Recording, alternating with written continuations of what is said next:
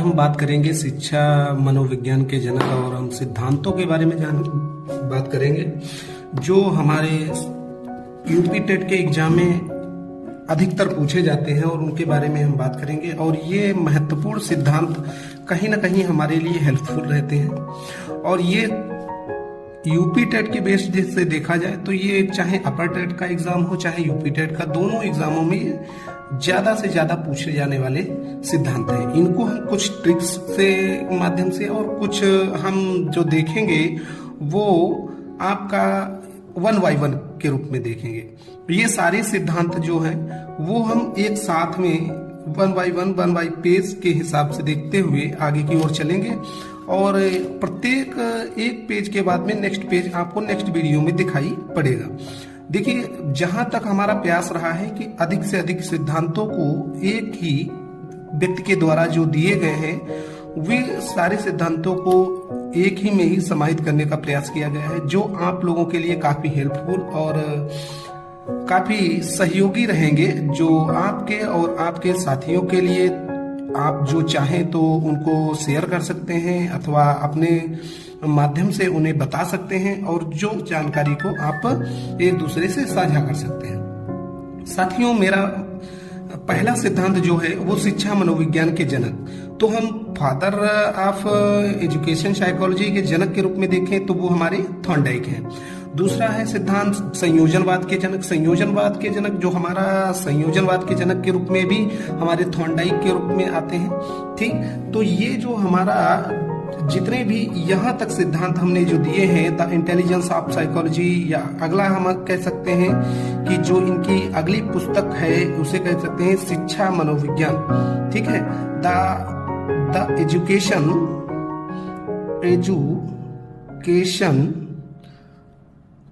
Of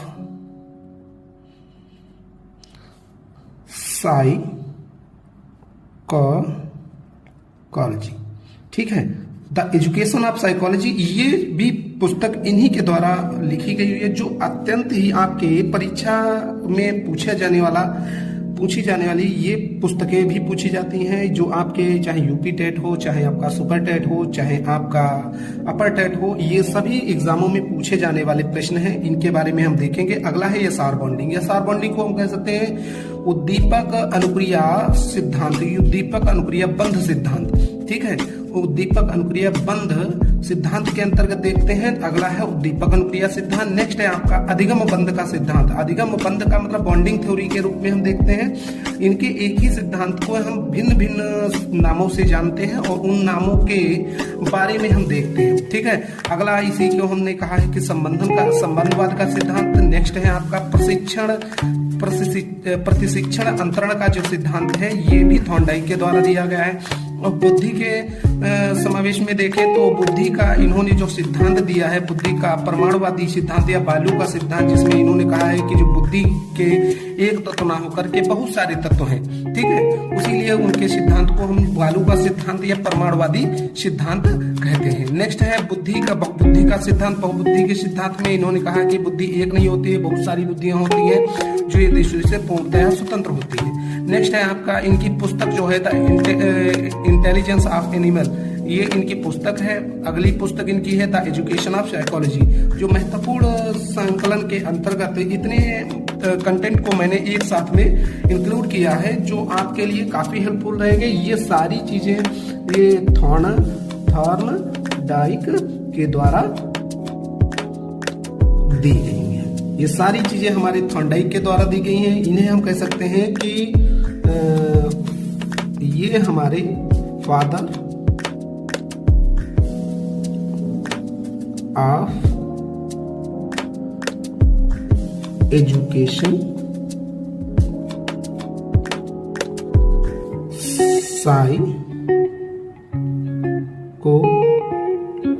psychology. ठीक है, father of education psychology. मेरा मानना है कि जो कुछ हमारे हिंदी से और कुछ अंग्रेजी के शिक्षक साथी रहेंगे उनको दोनों, अगर हम इसका इंग्लिश में लिखते हैं तो उसमें पढ़ने में दिक्कत होती है। हमारा दोनों से रहेगा कि हम कुछ चीज़ें उसको मीनिंग्स के आधार पे लिख देते हैं, जो हमारे लिए काफी हेल्पफुल रहती हैं। और अधिकतर आपने देखा होगा कि जो हमारे यूपी टेट और अपर टेट में हमारा अधिकतर जो यूपी टेट का पूछने का वेस्ट होता है वो इसी प्रकार से पूछता है। वो इंग्लिश में तो एक तरफ लिखा ही रहेगा, लेकिन हिंदी में वो सीधा सीधा डायरेक्टली पूछ देता है कि फादर ऑफ एजुकेशन साइकोलॉजी के जनक कौन है, तो थॉर्नडाइक आपको बताना है। और ये सारे जो सिद्धांत मैंने इसमें निशान लगा रखे हुए हैं, ये सारे सिद्धांत थॉर्नडाइक के द्वारा दिए गए हुए हैं। अगला है हमारा बीने साइमन बुद्धि परीक्षा। तो देखिए कि बीने जो है वो बुद्धि के जनक माने जाते हैं, और उन्होंने सबसे पहले बुद्धि पर प्रयोग जो है वो बीने के द्वारा किया गया था। और इन्होंने सबसे पहले ये बुद्धि का जो प्रयोग किया था वो फ्रांस में किया हुआ था। और इन्होंने सबसे पहला बुद्धि परीक्षण दिया है। और इन्होंने बुद्धि परीक्षण के अंतर्गत देखा जाए तो इन्होंने पहला बुद्धि परीक्षण, और इन्होंने मानसिक बुद्धि का जो संप्रत्यय है, हम कह सकते हैं कि मानसिक बुद्धि का संप्रत्यय, मानसिक बुद्धि का संप्रत्यय, मानसिक बुद्धि का जो संप्रत्यय है वो बीने के द्वारा दिया गया है। बीने के द्वारा दिया गया है। इन्होंने ही कहा है कि बुद्धि एक खंड बुद्धि का सिद्धांत इन्होंने दिया है, जिसमें इन्होंने कहा कि बुद्धि जो है वो बुद्धि में बहुत सारे तत्व नहीं होते हैं, बुद्धि में एक बुद्धि तत्व होता है जिसके द्वारा हम निर्धारित करते हैं। और इन्होंने बुद्धि एक अविभाज्य इकाई है, इन्हीं के द्वारा कहा गया कि बुद्धि क्या है, एक अविभाज्य इकाई है जिसके कोई भी खंड नहीं किए जा सकते हैं, जिसके कारण इनके सिद्धांत को हम निरंकुशवादी सिद्धांत के भी नाम से जानते हैं। बुद्धि का निरंकुशवादी सिद्धांत इसी के कारण कहा गया है। अगला है बुद्धि परीक्षण के जन्मदाता। इन्होंने बुद्धि परीक्षण का सर्वप्रथम जो बात कही थी, जो बुद्धि परीक्षण पे, वो सर्वप्रथम इन्होंने ही बात कही थी, जो बीने के द्वारा कही गई थी। अगला है मानसिक बुद्धि का संप्रत्यय। मानसिक बुद्धि का संप्रत्यय जो है वो बीने के द्वारा दिया गया हुआ था। जैसे हमारा जो बुद्धि लब्धि का जो सूत्र है वो क्या है, MA/CA × 100। बुद्धि लब्धि का सूत्र क्या है, MA/CA × 100। MA/CA × 100। इसमें साथियों उन्होंने क्या कहा कि यमे का जो संप्रत्यय था वो बीने के द्वारा दिया गया। और उन्होंने कहा कि मानसिक आयु का संप्रत्यय बीने ने दिया था, परंतु स्टर्न के द्वारा कहा गया कि जो मानसिक आयु बटे वास्तविक आयु कर दिया जाता है, तो उन्होंने कहा ये पूर्णतः बुद्धि लब्धि का सूत्र निर्धारित होता है। ठीक है, बुद्धि लब्धि का जो पूर्णता सूत्र था, परंतु अभी भी क्या था, इसमें कुछ कमियां थी। उस कमी को दूर करने के लिए हमारे टर्मन महोदय ने इसमें 100 को ऐड कर दिया। उस 100 के ऐड करने के बाद में हुआ क्या कि यह पूर्णतः एक सिद्धांत के रूप में, हमारा बुद्धि परीक्षण के रूप में, या हम कह सकते हैं कि बुद्धि लब्धि का कंप्लीट सूत्र के रूप में हमारे समक्ष आता है। इसमें कहीं ना कहीं से आपको प्रश्न यूपी टेट में, आपके अपर टेट में दिखाई पड़ते हैं, परंतु डायरेक्टली रूप से ये हमारे सिलेबस में नहीं दिया हुआ है, तो जिसके कारण हम इसको अधिकतर इग्नोर किया जाता है और पढ़ा नहीं जाता है। लेकिन हम देखेंगे कि ये जो हमारा बुद्धि लब्धि का चैप्टर है, ये अधिकतम आंक का पूछा जाने वाला है। इसमें कहीं ना कहीं से आपको दे देगा कि ये बुद्धि लब्धि का जो सूत्र है ये किसके द्वारा दिया गया है, या बुद्धि लब्धि किसी बालक की मानसिक आयु इतनी है, वास्तविक आयु इतनी है, और आपका बुद्धि लब्धि स्तर उसका कितना होगा। तो हम उस चीज के आधार पे देख करके हम कहते हैं कि जो बालक का बुद्धि लब्धि क्या है, 120 है, तो हम उसको अति प्रखर के रूप में देख सकते हैं। तो उसी आधार पे हम कहते हैं कि वो डायरेक्टली ना पूछ करके क्या है, घुमा करके पूछने वाला प्रश्न बनाता है, जो जिससे हमारे जो शिक्षक साथी हैं वो काफी कंफ्यूज हो जाते हैं, जिसके आधार पे क्या होता है कि वो प्रश्न हम लगातार गलत करते हुए चले जाते हैं। तो आपको ध्यान देना है कि जो आपका बुद्धि लब्धि का संप्रत्यय है वो आपका, इसमें यमे मानसिक आयु का संप्रत्यय वीने के द्वारा, स्टर्न वास्तविक आयु का संप्रत्यय जो स्टर्न के द्वारा दिया गया है, और इसमें 100 लगाने का कार्य जो है टर्मन के द्वारा किया गया है।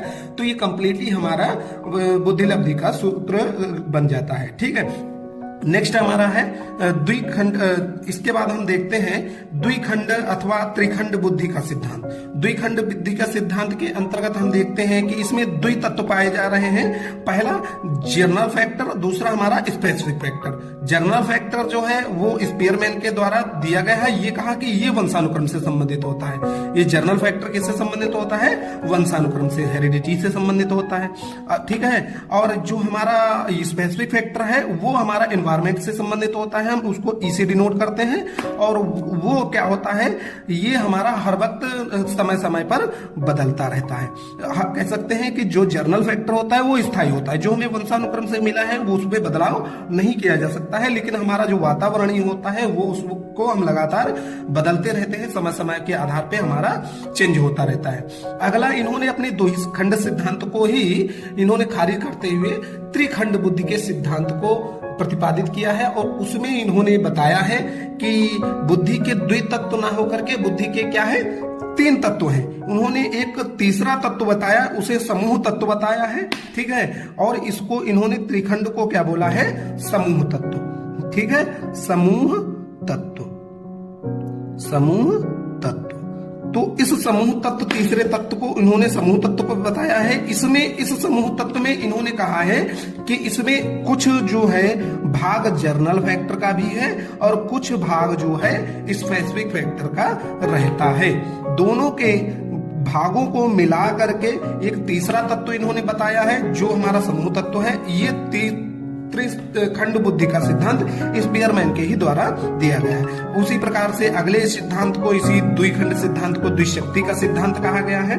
ठीक है साथियों, आपको अधिक से अधिक मैं जानकारी देना चाहता हूं कि जो भी हमारे परीक्षा में प्रश्न पूछे जाएंगे उनके आधार पे हम आपको शॉर्ट ट्रिक्स के माध्यम से कहीं ना कहीं आपको हम कुछ अधिक से अधिक देने का प्रयास करेंगे। नेक्स्ट है आपका बुद्धि का, आपका नेक्स्ट आपका है बुद्धि का संरचनात्मक सिद्धांत, या हम कह सकते हैं बुद्धि का त्रिआयामी सिद्धांत। यह त्रिआयामी सिद्धांत हम कह सकते हैं या क्यूब थ्योरी कह सकते हैं। ठीक है, थ्री डायमेंशनल भी बोल सकते हैं। इंग्लिश में अगर पूछा जाए थ्री डायमेंशनल। यूपी टेट में क्या होता है कि आपका डायमेंशनल को सीधा वो मीनिंगफुल में हिंदी में लिख देगा डायमेंशनल। तो ध्यान रखना कि त्रिआयामी को ही हम डायमेंशनल के रूप में देखते हैं और उसे ही हम कहते हैं तीन क्यूब, थ्री क्यूब थ्योरी या क्यूब थ्योरी। ये जो सिद्धांत है वो गिलफोर्ड के द्वारा दिया गया है। किसके द्वारा दिया गया है? गिलफोर्ड के द्वारा। तो यह जो बुद्धि के तीन तत्व बताए हैं, तीन उन्होंने उसी के आधार पे तीन आयाम बताए हैं, जिसमें हमारा पहला आयाम विषय वस्तु है, दूसरा हमारा क्या है, विषय वस्तु आपका संक्रिया, और तीसरा है उत्पाद। ये क्या है, पहला आपका इन्होंने जो बताया है इसी के अंतर्गत हम दर्शाते हैं। पहला आयाम इन्होंने संक्रिया बताया है, दूसरा हमारा इन्होंने बताया है विषय वस्तु, और तीसरा हमारा इन्होंने भी बताया है, इसका तीसरा आयाम उत्पाद बताया है।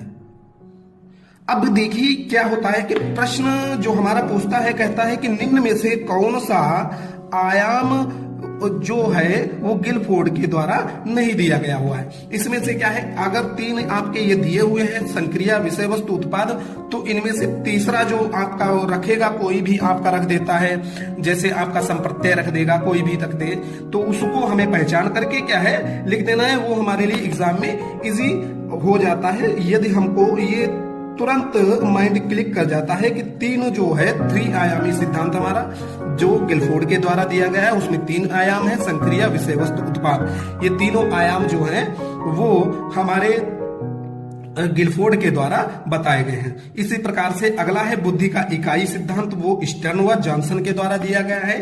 ये किसके द्वारा दिया गया है? स्टर्न व जॉनसन, बुद्धि के इकाई सिद्धांत। अगला है हमारा कि समूह खंड बुद्धि का सिद्धांत। समूह खंड बुद्धि का सिद्धांत मैंने इधर लिख दिया है कैली, वो इधर लिख देंगे थर्स्टन। इधर हमारे जो हैं वो थर्स्टन के कई सिद्धांत हमारे हैं। उसके अंतर्गत हम देखते हैं कि वो सिद्धांतों में हमें जिसमें जो शामिल है उसको मैंने बाहर कर दिया है। अब जैसे आपका समदृष्टि है, समदृष्टि में ये चैव, चैब महोदय हैं, ये इनके सहयोगकर्ता हैं। ठीक है, थर्स्टन व चैब के द्वारा ये दिया गया हुआ सिद्धांत है। अब ये चैब क्या है, ये इनके सहयोगी हैं और जिसके आधार पे इन्होंने सिद्धांत दिया है। पहला है समूह खंड बुद्धि का सिद्धांत, किसने दिया है, कैली व थर्स्टन के द्वारा दिया है। अगला है युग्म तुलनात्मक निर्णय विधि के जनक कौन है, थर्स्टन है। युग्म तुलनात्मक विधि के कौन है, थर्स्टन है। क्रमबद्ध अंतराल विधि के जनक कौन है, थर्स्टन है। आपके समदृष्टि अंतराल विधि के जनक कौन है, थर्स्टन व चैब है। थर्स्टन व चैब है, कौन है, थर्स्टन व चैब है। तो इस प्रकार से हम देख रहे हैं कि इतने सिद्धांतों को मैंने कुल 10 मिनट में आपको क्लियर करके दिया है। तो इनको ध्यान में रखते हुए एक ट्रिक भी हमने जनरेट की है जो आपकी है, जिसको देखेंगे कि केले के समूह थॉर्नडाइक को बहुत भाए, बीने ने 1 खाया और स्पीयरमैन ने 2 खाए। तो केले के समूह मतलब समूह बुद्धि का जो समूह कारक सिद्धांत है वो कैली व थर्स्टन के द्वारा दिया गया। बुद्धि का समूह कारक सिद्धांत किसके द्वारा दिया गया, कैली व थर्स्टन। थॉर्नडाइक को बहुत भाए, मतलब यहां से मैंने बहु शब्द को ले लिया है। थॉर्नडाइक का जो सिद्धांत है बहुबुद्धि का सिद्धांत, वो बुद्धि के सिद्धांत के अंतर्गत हम थॉर्नडाइक को देखते हैं। बीने ने 1 खाया, बीने का एक बुद्धि सिद्धांत, इसे हम निरंकुशवादी सिद्धांत के रूप में भी देखते हैं। ठीक है, बीने ने 1 खाया, यह बुद्धि का निरंकुशवादी सिद्धांत के रूप में हमने एक बुद्धि का सिद्धांत किसके द्वारा दिया गया है, बीने के द्वारा। ठीक है, स्पीयरमैन ने 2-3 खाए। तो द्विबुद्धि का सिद्धांत और त्रिखंड बुद्धि का जो सिद्धांत है वह किसके द्वारा, स्पीयरमैन के द्वारा दिया गया है। साथियों, इतना आपके लिए इस एक